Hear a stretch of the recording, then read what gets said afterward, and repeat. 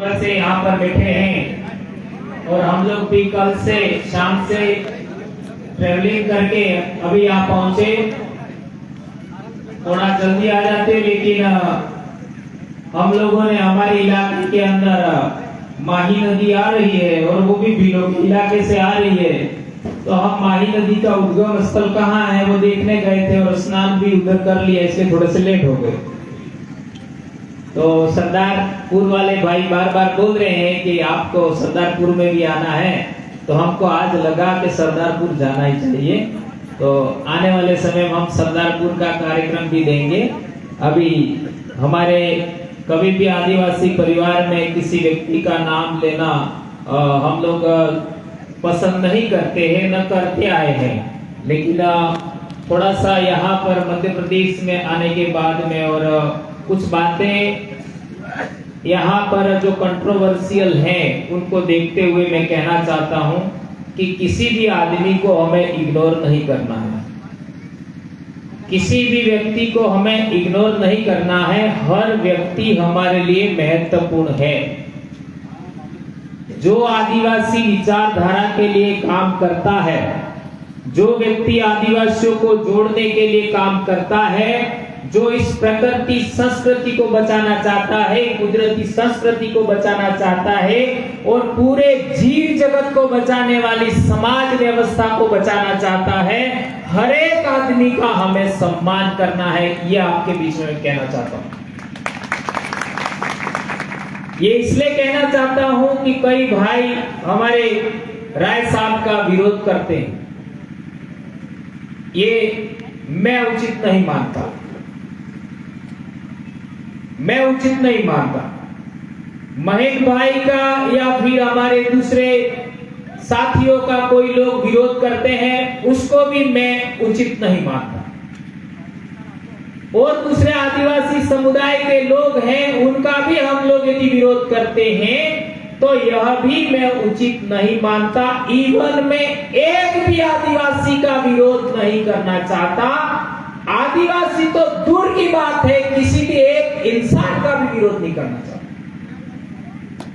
क्यों नहीं विरोध करना चाहता? एक भी व्यक्ति जो आज हमारे साथ जी रहा है, किसी का भी विरोध हम नहीं करना चाहते।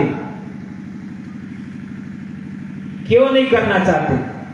हम इसलिए नहीं करना चाहते हैं कि आदिवासी पूर्वज ये मानते आए हैं कि जो व्यक्ति अभी हमारे साथ जी रहा है वो पुनः इस धरती पर कभी लौट के वापस नहीं आएगा, ये हमारे पूर्वज मानते हैं।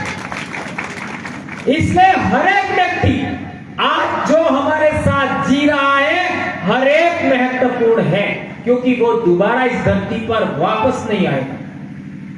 न महिला आएगी वापस, न पुरुष आएगा, न कोई जानवर हमारे साथ जी रहा है वो भी वापस नहीं आएगा, लेकिन उसका डीएनए इस धरती पर जीवित रहेगा, इसकी गारंटी है।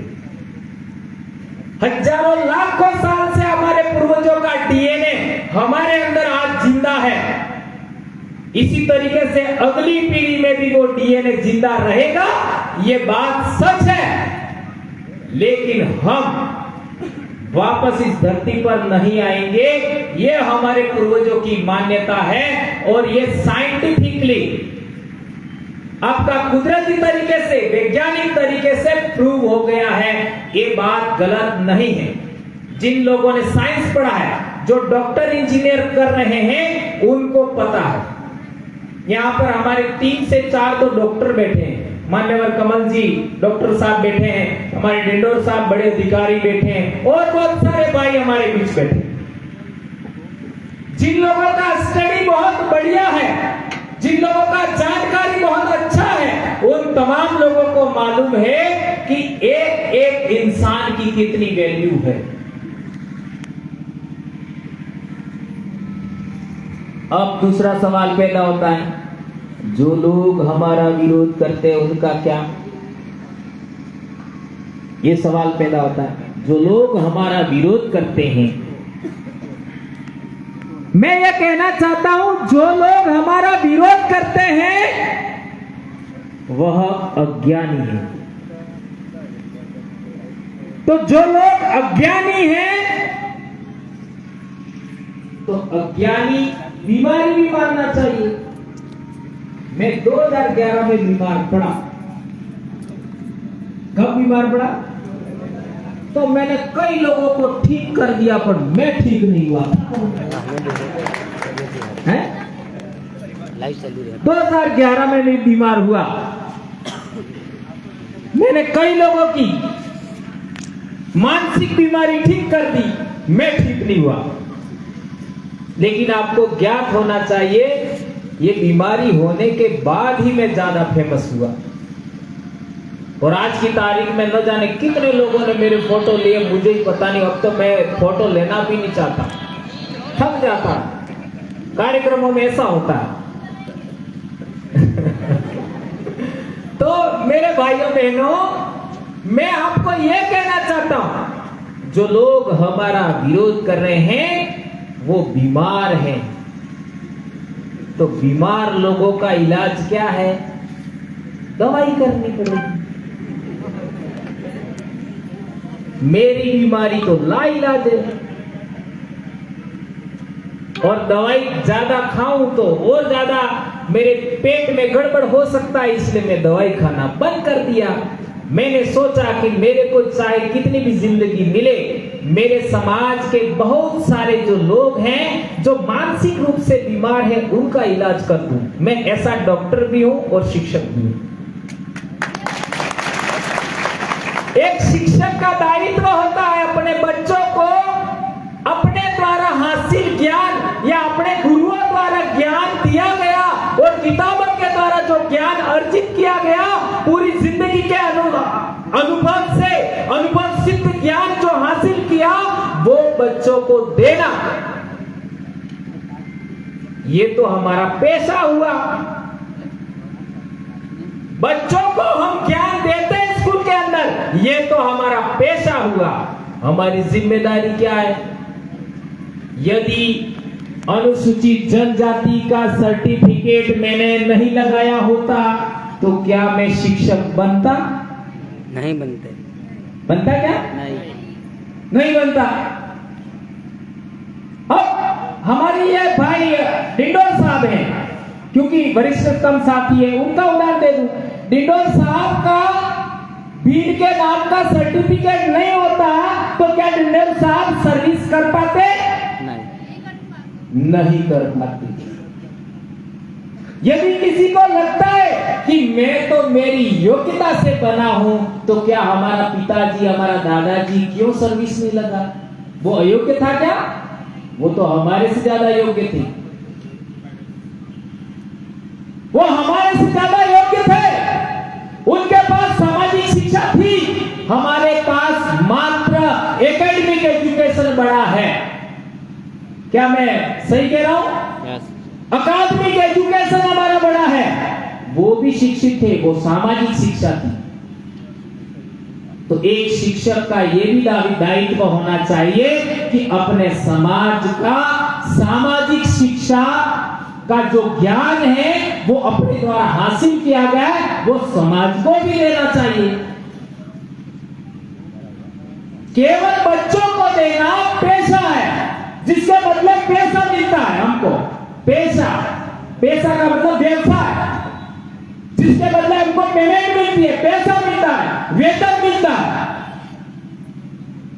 तो जो मेरे नाम से सर्टिफिकेट बना, जाति प्रमाण पत्र बना, अनुसूचित जनजाति का, आदिवासी नाम का जाति प्रमाण पत्र बना, उसकी वजह से मैं नौकरी लगा। उसके लिए मैंने क्या किया? उसके लिए मैंने क्या किया? तो उसके लिए मैं कर्ज चुका रहा हूं मेरे समाज को। भंवरलाल परमार के नाम का सर्टिफिकेट नहीं है, भील आदिवासी समाज का मैं बेटा हूं, उसके नाम से सर्टिफिकेट बना है। तो मैं मेरे समाज का कर्जा चुका रहा हूं।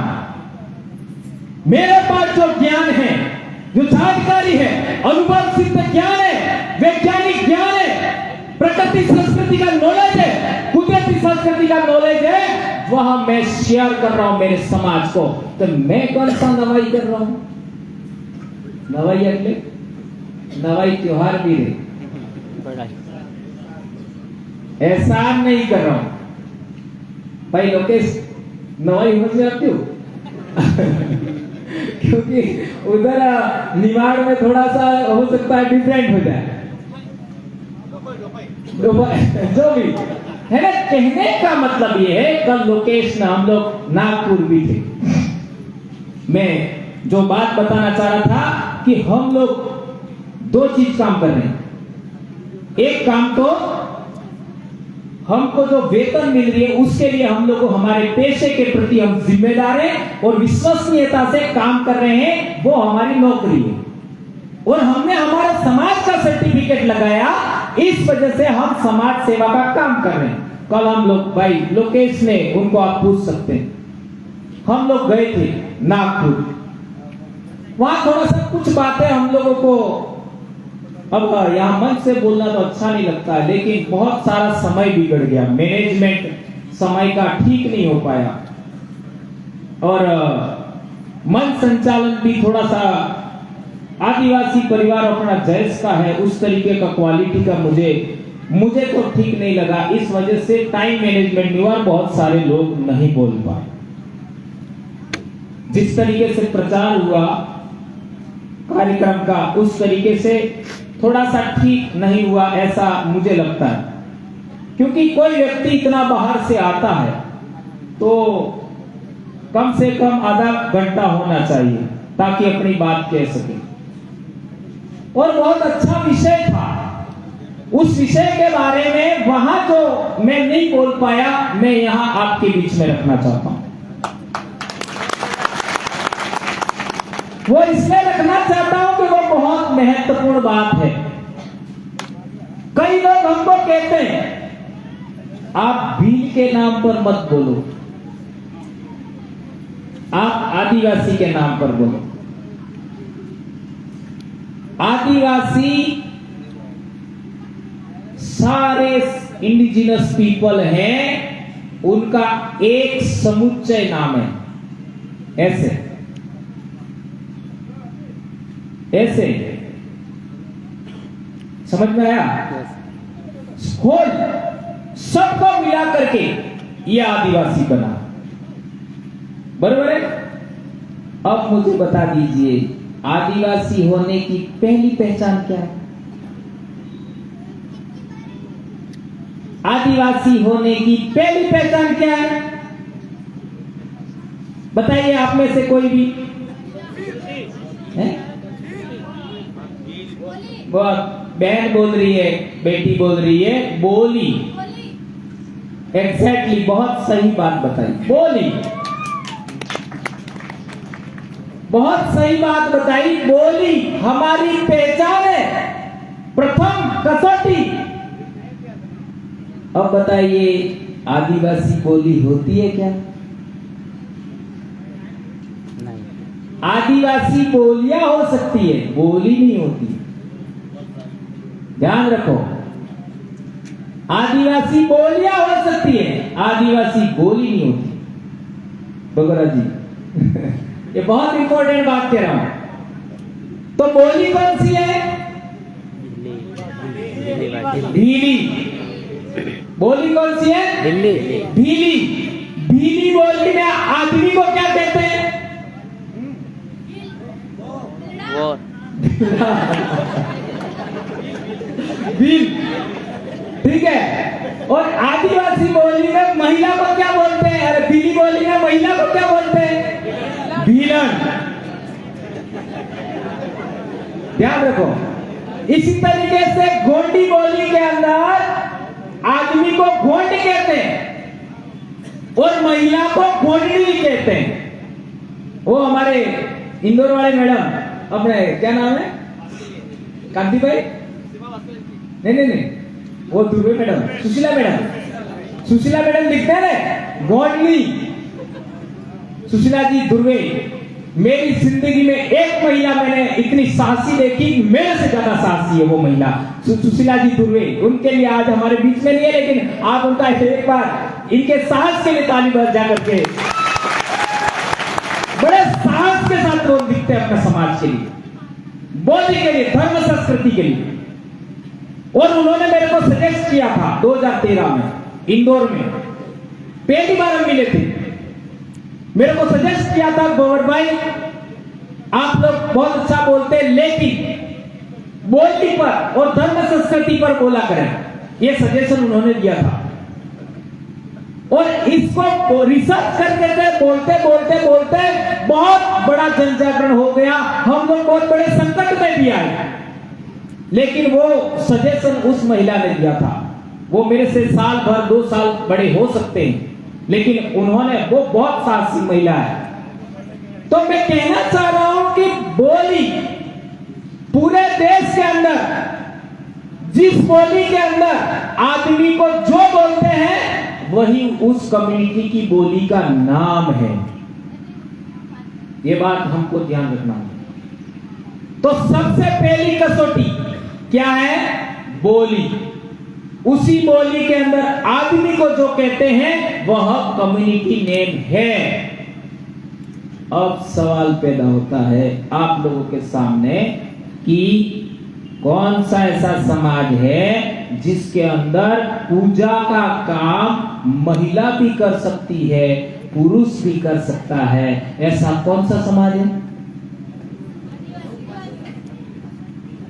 पूरे देश के अंदर जितने भी आदिवासी समुदाय हैं, पूरे देश के अंदर सभी आदिवासी समुदाय के अंदर महिला भी पूजा कर सकती है, आदमी भी पूजा कर सकता है। यह केवल और केवल आदिवासी के समाज के अलावा किसी समाज में नहीं है। भाई हम लोग कल लोकेश भाई ने हम लोग बात कर रहे थे, हमारे पास ही हमारे आसाम के भाई बैठे थे, है ना? तो मैं ऐसा भी कहना चाहता हूं कि यदि उधर कभी पूजा पद्धति का अपन अध्ययन करना चाहें तो कल हमारी बात भी हुई है, हमें कुछ साथियों को देखने के लिए जाना चाहिए। वहां पर पुरुषों का भी अलग पूजा विधान होता है, महिलाओं का भी अलग होता है। जहां महिलाओं का पूजा विधान होता है वहां पुरुष नहीं जा सकता,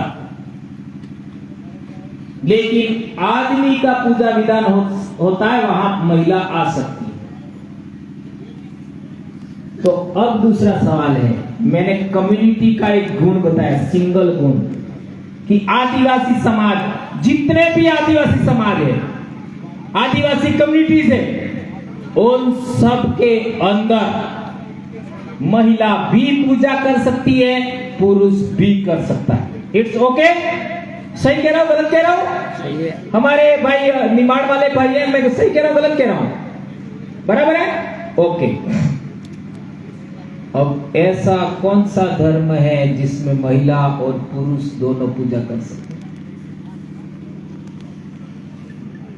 अरे यार सॉरी भाई, पटवारी साहब बताओ, वहां पे देख कर्मचारी तो मैं बात हो।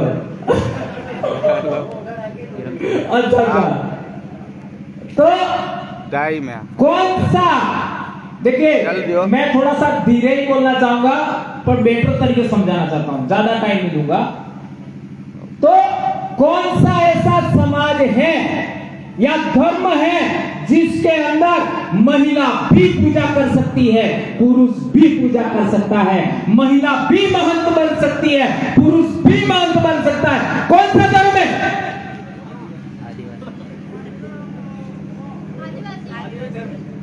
आदिवासी धर्म ऐसा बोलो। इसके अलावा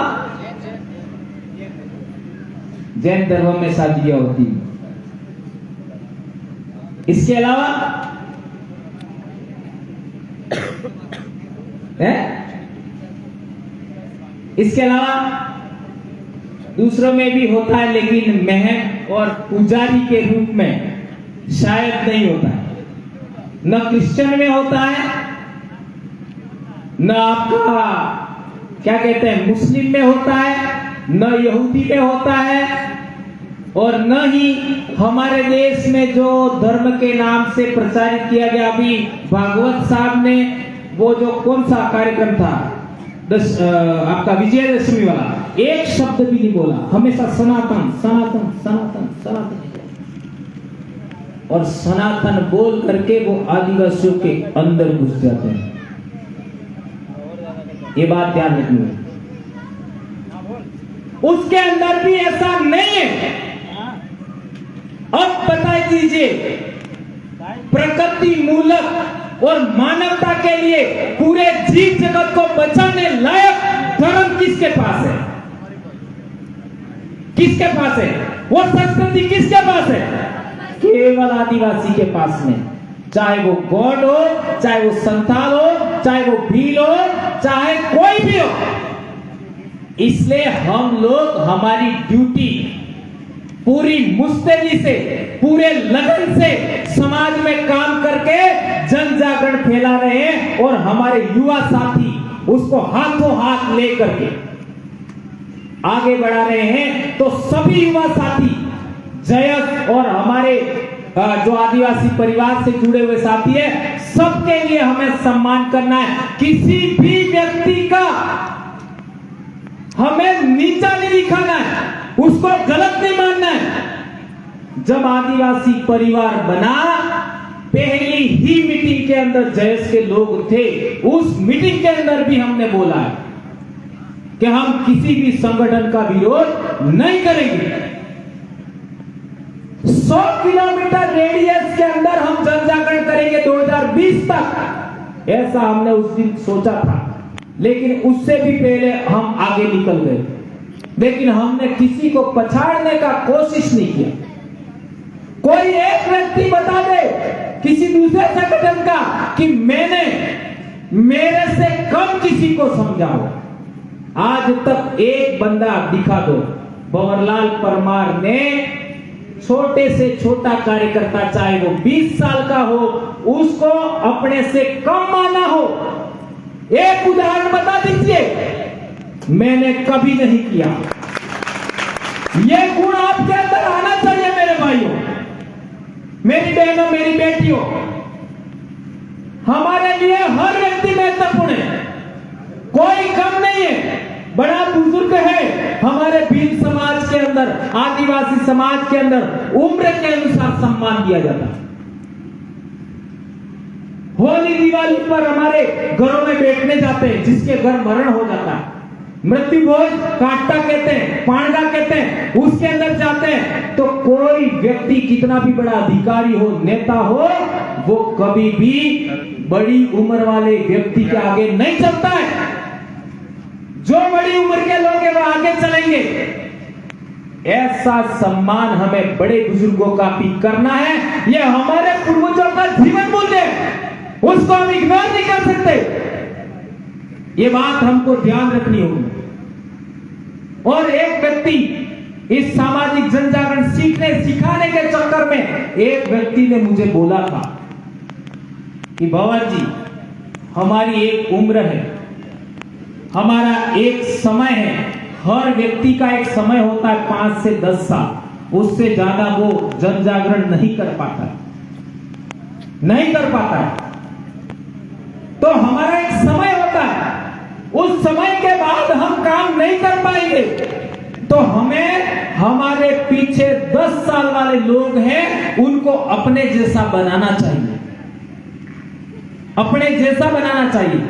मैं इसी विचार से प्रेरित होकर के मेरे से 10 साल के आसपास वाले लोग हैं, उनको संपूर्ण ज्ञान देने की कोशिश करता हूं। और मुझे खुशी है, 2013 के अंदर एक काट्टे में हमारी बात हुई थी। मैंने जोश में काट्टे में बोल दिया, क्या बोल दिया कि मेरे जैसे 100 लोग पैदा हो जाए तो डूंगरपुर का नक्शा बदल देंगे हम लोग। ऐसा मैंने बोल दिया। उस समय आदिवासी परिवार नहीं बना था, हम संगठन में जरूर काम करते थे। तो हमारे डॉक्टर साहब JK रॉथ डॉक्टर साहब है, वो भी इस काट्टे में थे। उन्होंने कहा तुम 100 कहते हो, मैं तो कहता हूं 10 हो जाए तो भी डूंगरपुर का नक्शा बदल जाएगा। और किसको मालूम था, उस समय मेरे ये सफेद दाग के 2 साल हो चुके थे। किसको मालूम था कि ये सफेद दाग वाला आदमी लाखों लोगों की जिंदगी बदल देगा? किसको पता? कल हम लोग वहां गए, लड़के लड़कियां, बहुत अनजाने लोग कह रहे थे कि आपको हम YouTube से देखते, और इन लोगों ने बहुत सारी बात हमको शेयर भी किया और हमारे इलाके में आना, लेकिन हमारे पास इतना टाइम नहीं मिलता।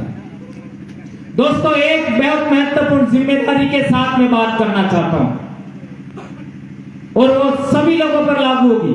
हमें किसी भी इंसान को थप्पड़ मारने से भी रुकना चाहिए, बचना चाहिए। किसी का बिल्कुल नहीं। मुक्का मारने तो दूर की बात है, लात मारने की तो दूर की बात है। ये देश आदिवासियों का है, सुप्रीम कोर्ट ने बोला है और तुम इस धरती के मालिक हो। यदि ये सुप्रीम कोर्ट ने भी बोला है और आप भी मानते हो, तो आपको किसी को थप्पड़ मारना का सोचना तक नहीं है। हम केवल विचारों के आधार पर, हमारे पूर्वजों के जीवन मूल्यों के आधार पर सारी मानवता को चेंज कर सकते हैं। यह हुनर हम में है और ये जानकारी हम लोग पूर्ति करें। इसलिए मैं कहना चाह रहा हूं, किसी को हमें थप्पड़ मारने का भी नहीं सोचना चाहिए। ये क्यों कह रहा हूं? ये इसलिए कह रहा हूं, डेमोक्रेसी है देश में, लोकतंत्र, और लोकतंत्र 1950 से पहले केवल और केवल आदिवासियों में था। केवल और केवल आदिवासियों में था। देश आजाद होने से पहले, जिसको हम संविधान कहते हैं, संविधान का प्रियम्बल कहते हैं, प्रस्तावना कहते हैं, वो जीवन मूल्य भी आदिवासियों में जीता थे। इसलिए हमें संविधान का पालन करना है, लोकतंत्र को मजबूत करने का काम करना है। और ये देश हमारा है, तो देश की एकता, अखंडता के लिए हमें प्रयास करते रहना है, लगातार काम करते रहना है। इसके लिए मैं कहना चाह रहा हूं, हमें किसी को नॉन वायलेंस देते हुए किसी को थप्पड़ मारने का भी हमें नहीं सोचना। सांप होता है वो केवल फुफकार मार देते हो कि उसके आसपास कोई आता नहीं, तो बीज नो डाग ने हाथ नो डाग बराबरी हमारे कहीं हमारे कहीं તમારા કઈક ને કઈ અમને પતું નહીં। હાથ નો ડાગ ને બીજ નો ડાગ બરાબર એમ हमारे कहीं। खाली फुफकार से ही काम हो जाएगा तो किसी को उंगली अड़ाने की क्या जरूरत? जो नागपुर में यही बात मैं बोलना चाहता था, समय एडजस्ट नहीं हुआ। आज की तारीख में पूरे देश के आदिवासियों को केवल वैचारिक जागरण करना चाहिए। किसी को हानि पहुंचाने के बारे में बिल्कुल नहीं सोचना चाहिए, बिल्कुल नहीं। यदि हम लोग हमारे पूर्वजों के जीवन मूल्यों को मानते हैं, हमारे पूर्वजों की संस्कृति मानते हैं, तो हमें नहीं सोचना चाहिए। क्यों? उदाहरण देता हूं। आज प्रक्षेपास्त्र का युग है कि नहीं? सही क्या बोल क्या? एक प्रक्षेपास्त्र पूरा दुनिया के किसी भी इलाके के अंदर हमला कर सकता है। वो जमाना है और आदिवासी आज भी तीर धनुष लेके घूम रहे, और तीर धनुष लगा हुआ होगा तो वो तो प्रक्षेपास्त्र से नहीं तैरता है, ऐसा डेयरिंग दिखाता है। सही कह रहा बोल रहा? अब तीर के अंदर तीर है ही नहीं तो भी ऐसा मानता है, या धनुष और वो हो ना, तो वो प्रक्षेपास्त्र से भी डरे, इतना डेयरिंग दिखाता है। सही है गलत है? हमारे पूर्वजों ने कभी भी औजार या सुरक्षात्मक तीर धनुष है उससे आगे बढ़े ही नहीं। कभी बढ़े क्या? इसका कारण क्या है? यह कभी रिसर्च किया आपने? नहीं किया। हमारे पूर्वज अहिंसक थे, हमारे पूर्वज हिंसा में विश्वास नहीं करते थे। अहिंसक कौन थे? इसी वजह से हमारे पूर्वजों ने हथियारों का ऑपरेशन नहीं किया। बाबर 6000 सैनिक लेके आया, 1 लाख सेना राणा सांगा के पास था, हार गया। कारण क्या था? बारूद लेके आया था, बंदूक लेके आया था, तोप के गोले थे, और हमारे राजस्थान, मध्य प्रदेश और उत्तर प्रदेश, हरियाणा के राजपूत उस जमाने में 100 के करीब राजा थे खारवेल के युद्ध में। वो समझ नहीं पाए ये क्या है, और बाबर जीत गया। ये टेक्नोलॉजी से लोग जीते, और आज इतनी जबरदस्त टेक्नोलॉजी होने के बावजूद भी हम लोग तीर धनुष से आगे नहीं बढ़ पा रहे हैं। उसका कारण क्या मालूम है आपको? ये केवल हमारी पहचान के लिए हम रखते हैं। आज भी किसी को हम हानि पहुंचाना नहीं चाहते। ये हमारे पूर्वजों का जीवन मूल्य है। पूरी दुनिया के अंदर मात्र और मात्र आदिवासी है जो अहिंसक कौम है, इसके अलावा कोई अहिंसक कौम नहीं है। ये बात आज आप यहां से लेके जाइए मेरे भाई। मन से भी हानि नहीं पहुंचाते। हमारे पूर्वजों के पास दुश्मन व्यक्ति जिसने हमारे बाप को भी मारा होगा, दादा को भी मारा होगा, हमारे राजा को भी मारा होगा, लेकिन शरण लेने के लिए हमारे पास आया, हमने उसकी रक्षा किया, हम बलिदान हो गए, लेकिन उसको हानि नहीं पहुंचाने दिया। इसके बहुत सारे इतिहास के अंदर रेफरेंस है। राणा पूजा भी इसमें आता है, और बहुत सारे महापुरुष यहाँ पर का भी, मैं लेकिन उस पर अभी जाना नहीं चाहता। इससे दो बातें आपको विशेष करके याद रखिए कि आदिवासी समाज है वो दुनिया का बेस्ट धार्मिक सोच, दार्शनिक सोच, नैतिक मूल्यों से प्रेरित है आदिवासी समाज। इसलिए उसको बचाने की जरूरत है, नंबर एक। और दूसरी बात, हमको किसी का भी नुकसान करने की सोच हमें नहीं कायम करनी चाहिए। अब दूसरा सवाल पैदा होता है कि हमारे इलाके में एक सांप होता है जिसका दो तरफ मुंह होता है, ऐसा कहते हैं आम लोग, बराबर है? आम लोग इसकी तरह होते अच्छा पातो पानी। तो हमारे छोटे छोटे बच्चे जानते हैं इसको, ये तो काटने वाला है नहीं।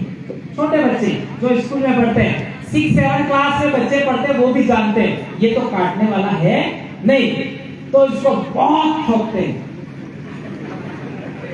मर नहीं जाए इतना ठोकते हैं।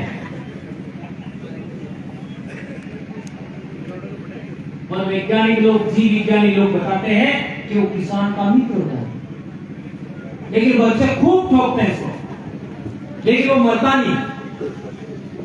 हमें आगरा देवा अटले आपने मार पड़े नहीं हो सकता, हम भी अहिंसक हैं, शाकाहारी जीव के समान आदिवासी, इससे आदिवासी पर शोषण दमन होता है। समझो, आज आदिवासी लोग खेती बाड़ी की जमीन से बंजर भूमि पर बैठे हैं, आदिवासी लोग अच्छी भूमि से जंगल में बैठे हैं, आदिवासी लोग अच्छी भूमि से पहाड़ के अंदर बैठे हैं। उसका एक ही रीजन है, एक ही कारण है, हम अहिंसक हैं, हम किसी को नुकसान नहीं पहुंचाना चाहते। इस वजह से हमारे साथ दमन होता है, शोषण होता है, उत्पीड़न होता है। अब सवाल पैदा होता है, इस शोषण दमन उत्पीड़न का इलाज क्या है? वो इलाज भी हमारे पास नहीं। वो इलाज क्या है? एक ही इलाज है, सिंगल। या तो खत्म हो जाओ इस व्यक्ति से, खत्म हो जाओ, एक इलाज तो ये है, और इस धरती को आबाद करो, ये दूसरा इलाज है। आप कौन सा चाहते हैं? आबाद करो। गुरु नानक देव का एक वचन है, वो एक गांव में गए तो लोगों ने बहुत बड़ा भला बुरा कहा, तो उन्होंने कहा आबाद रहो। और एक गांव में उनका बहुत सम्मान हुआ, तो उन्होंने कहा उजड़ जाओ। तो चेलों ने पूछा कि साले जिन लोगों ने तुमको गालियां दिया वो तो तुमने आबाद रहो ऐसा कहा, और जो अच्छे व्यवहार किया उनको उजड़ जाओ ऐसा कहा। तो उन्होंने बताया उजड़ जाओ इसलिए कहा कि सज्जन लोग जहां भी जाएंगे वहां सज्जनता का प्रचार करेंगे, और इस पूरी दुनिया के अंदर पूरी दुर्जनता हार जाएगी और सज्जनता जीतेगी। तो आदिवासी जीवन मूल्यों से प्रेरित आदिवासी परिवार के बच्चे बच्चियां, जयस के बच्चे बच्चियां अपने विचारों से प्रेरित होकर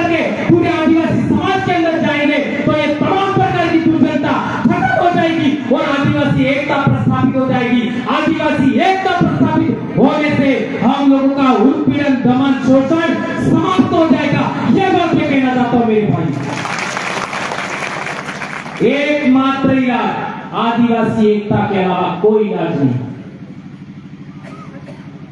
आदिवासी एकता के मार्ग में बहुत बड़ी बात है। क्या बात है? हाँ, धर्म और राजनीति क्रांति भाई बोला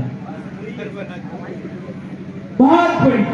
आदिवासी एकता नहीं होने का एक बड़ा कारण उससे भी महत्वपूर्ण मैं बताना चाहता हूं। टाइम हो रहा है लेकिन दिन डूब जाए तो विचारना मत, आज 2 लाख फूल तक। हाँ, बहुत महत्वपूर्ण बात कहना चाहता हूं। न जाने जादू आने के बाद मुझे क्या हो जाता है, ऐसा पहले वो वहां भी हुआ था। तो बहुत महत्वपूर्ण बात याद रखी मेरे भाई। हम लोग आदिवासी लोग हैं, क्या बोल रहा था? हाँ, बड़ी बात है, आदिवासी एकता बड़ी बात है। एक चीज ऐसी है कि किसी संगठन को तोड़ना है तो पहले नंबर वाले आदमी को टारगेट करते हैं वो लोग के दूसरे नंबर वाले। दूसरे नंबर है? दूसरे नंबर। अच्छा, रामायण के अंदर जो 2 बालिक सुग्रीव थे उनमें सेकंड वाले को टारगेट किया फर्स्ट वाले? सेकंड वाले को। मैडम, फर्स्ट वाला सेकंड वाला? सेकंड वाला। अच्छा, रावण और विभीषण था उनमें फर्स्ट वाले सेकंड वाले? सेकंड वाले। बराबर है। ऐसा ही राजस्थान के इतिहास में देखोगे तो मुगलों ने भी ऐसा ही किया। राजा का छोटा भाई था उसको अपनी तरफ मिला दिया, शक्ति सिंह, और एक दूसरा भाई था। ऐसा ही मराठों के साथ में भी हुआ, मारवाड़ वाले राठौड़ों के साथ में। वही राठौड़ इधर आके झाबुआ के भीलों को हरा करके यहाँ राज कर बैठे। दुर्गादास। हाँ, अलीराजपुर में भी राठौड़, यहाँ भी राठौड़, रतलाम में भी राठौड़, वो वहीं से आया। तो मैं कहना चाह रहा हूं उन लोगों ने सेकंड आदमी को ही क्यों सेलेक्ट किया? रामायण में भी उदाहरण है, इतिहास में भी उदाहरण है, आपके गांव में भी उदाहरण है। सरपंच किसको बनाया होगा? जिसके परिवार के लोगों ने आदिवासी विचारधारा के लिए काम नहीं किया होगा, जिन्होंने चाटुकारिता किया होगा राजे रजवाड़ों के टाइम में, ठाकुरों के टाइम में, उसी को सरपंच बनाते हैं। हमारे इलाके में ऐसा होता है, आपके इलाके में होता है? ऐसा ही होता है। क्या बात करो, इधर भी होता है। एमएलए भी ऐसे आदमी को बनाते हैं जो चाटुकारिता कर सके, बोल नहीं सके, और समाज के लिए तो एक लाइन नहीं बोले। हमारे उधर ऐसा होता है, आपके इधर होता है? भाई डामर रतलाम में होता है सच में? ये कितनी भयंकर बीमारी है, ये मेरे शरीर पर बीमारी है, उससे भी भयंकर बीमारी है, बहुत बड़ी बीमारी। वो लोग कमजोर आदमी को कहाँ गया भैया बड़ा पद देते, ये लाइन रखो। वो लोग कमजोर आदमी को, अयोग्य आदमी को, लालची आदमी को, स्वार्थी आदमी को बड़ा पद देते, तो जो वो योग्य नहीं होता है इतना बड़ा पद दे देते तो वो विचार करता है थोड़ी सी गुलामी कर लेने में क्या दिक्कत है। क्या बोल साहब मामा जी आते वाला बात रही है, मोल तमार बोलवा वजह तक ही 8 लोग मिले को, क्योंकि आप जो बोले उसको पूरा करना है मुझे ऐसा सोचते। तो मैं कहना चाहता हूं कि आदिवासी परिवार और जयस ने ऐसा सोचा है योग्यतम आदमी है वो वहां जाना चाहिए। क्या आपका क्या कहना? सही है। योग्यतम आदमी, समाज के लिए बोलने वाला आदमी, समाज के लिए लड़ने वाला आदमी, संसद हो, विधानसभा हो, लोकसभा हो, चाहे कोई भी हो, गांव हो, पंचायत हो, जिला परिषद हो, जनपद हो, हर जगह समाज की बात करे ऐसा आदमी हमें आगे भेजना चाहिए। क्या हमारे समाज ने पिछले 75 साल में ऐसा किया? नहीं किया। इसी एक बीमारी को ठीक करने पर, इसी एक बीमारी को ठीक करने पर हमारी बहुत बड़ी समस्या का समाधान हो सकता है। डॉक्टर साहब, क्या आदिवासी के लिए जो फंड आता है हमारे आदिवासी क्षेत्र के लिए, शेड्यूल 5 के लिए, क्या 50% खर्च होता है आपके इलाके में? हमारे भी नहीं होता। इवन दूसरे काम के लिए हो जाता है। हमारे तो ऐसा भी रेफरेंस है अभी की सरकार के टाइम में, जो विपक्ष के लोग हैं उनके इलाके जो सिविल एरिया है उसके तो पैसा दे दिया। ऐसे जिम्मेदार है आदिवासी के हित के बाहर जाकर के पैसा खर्च कर रहे। तो यदि लड़ाकू लोग का मतलब बोलने वाले लोग, सवाल खड़ा करने वाले लोग, लड़ने भिड़ने वाले लोग यदि विधानसभा के अंदर, लोकसभा के अंदर, जनपद के अंदर, जिला पंचायत के अंदर जाएंगे तो क्या बदलाव हो सकता है या नहीं हो सकता?